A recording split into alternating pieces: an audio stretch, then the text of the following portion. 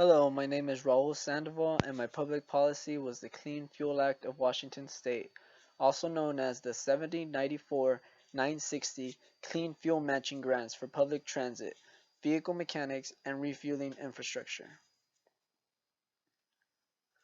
For the past decades, many key legislators of Washington State have pushed for a system of regional air pollution control authorities. Washington has established a Clean Air Agency, or the DOE, to implement state air pollution control regulations.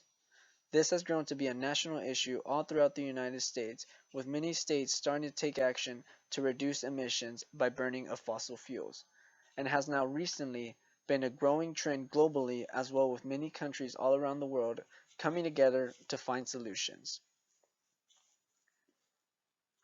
Ultimately, this policy is trying to obtain lower air pollution levels that will be less damaging to the health of the ecosystem. The environmental effects of air pollution include the damage to plants and long-term forest health, solid nutrient deterioration, accumulation of toxics in the food chain, and lastly, damage to fish and other aquatic life in lakes and streams. For my agenda setting analysis, the key actors for my policy were Governor Jay Inslee, as well as other key senators, including Carly, Palmubu, McCoy, Peterson, and Wellman. These were the founders for this new energy bill that would minimize the emissions into our air. Actions taken by the Climate Action 2016 Summit, over 700 global leaders from business, national, and subnational governments, academia, and civil societies have come together to negotiate deals or ideas to push for climate control. In my policy formulation, I was able to identify that my policy Clean Fuel 7094-960 was routinely formulated. The state of Washington has routinely set different standards to cut back on carbon fuels. The Clean Fuel Standards has been a key effort in Washington state in lowering carbon fuels. For my policy adoption, according to the Washington state legislature, clean fuel policy had an effective date as of 1996 but was currently revised in 2014. In my policy budgeting, through my research, I was able to discover that there have been able to earn grants to be able to fund for this policy. Some of the grants I was able to find were the Clean Energy Fund grants, Energy Efficiency and Solar grants, and the Home Rehabilitation Loan Program.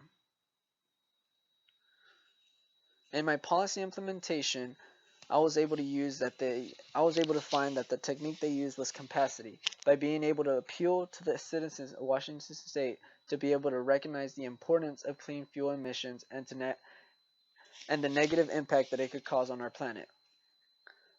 The strategies I had been able to successfully use has been educating their citizens on both the positive and the negative impacts that fuel emissions could cause. Also by implementing strategies and different methods to reduce harmful emissions from the air.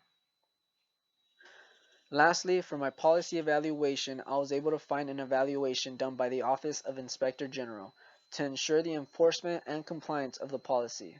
In their evaluation, they were able to find some undetected errors and some oversights done by the EPA regions, as well as finding unreported data that was inaccurate and was publicly informing the public about the status of their facilities. In conclusion, the steps taken by the state of Washington have been monumental and a great model for other states to follow, for the betterment of our planet and the everlasting ecosystem.